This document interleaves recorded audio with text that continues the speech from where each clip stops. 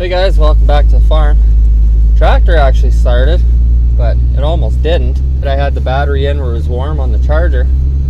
So the tractor was turning over really good. It was plugged in and it's only minus 10 right now.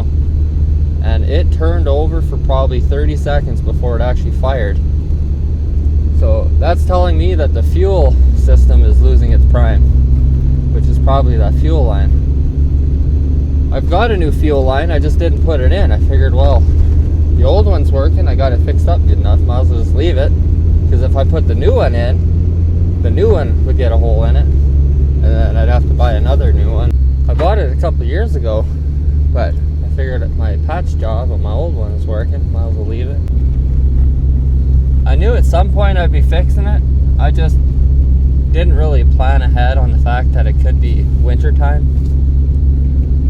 It's definitely a job easier done in the summer when it's warm.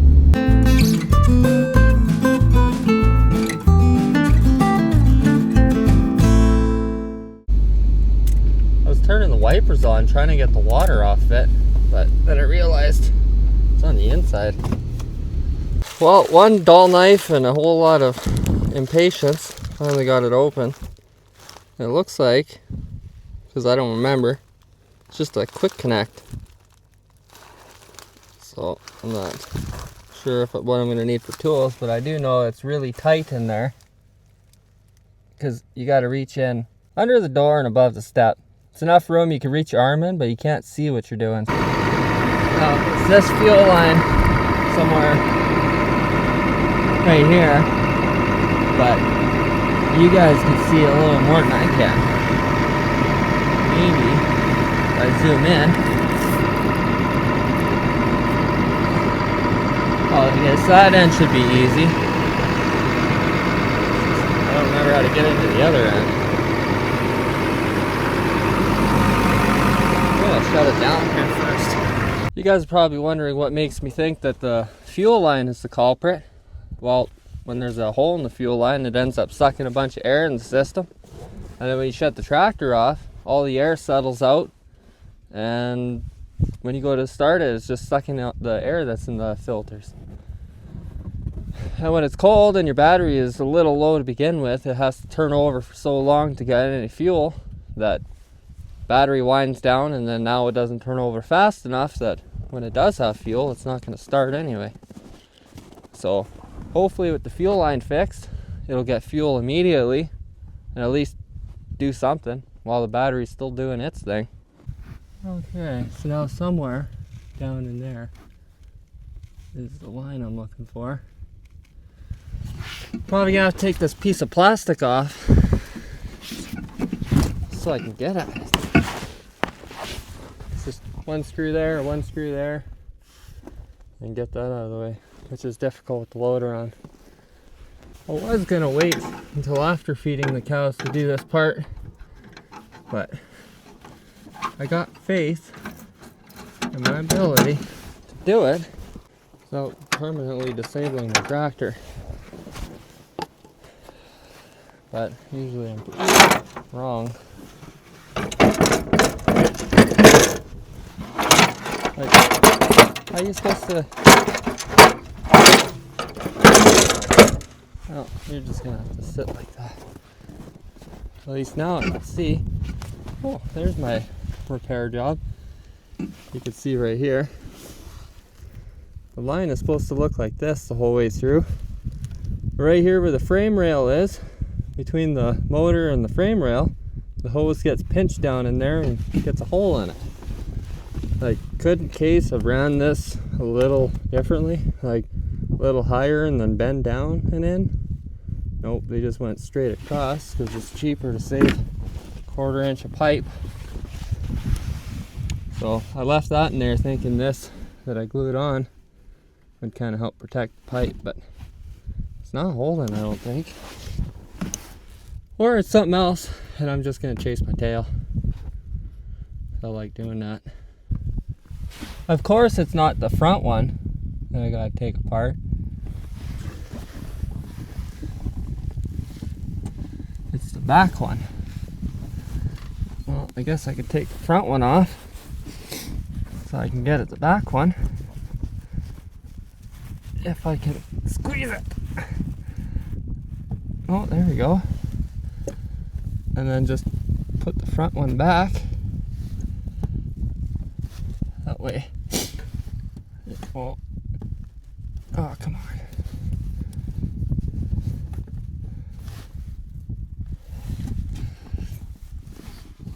Ah, great. You took too many pieces apart, Mike. Oh, there we go. There, now that's gonna leak, which is perfect. At least I got the one off that I needed. Well, I just gotta lay on my back and unhook it, eat some diesel. Probably. Like, could they have made this a little different? Oh, why is that turning? That's not supposed to move.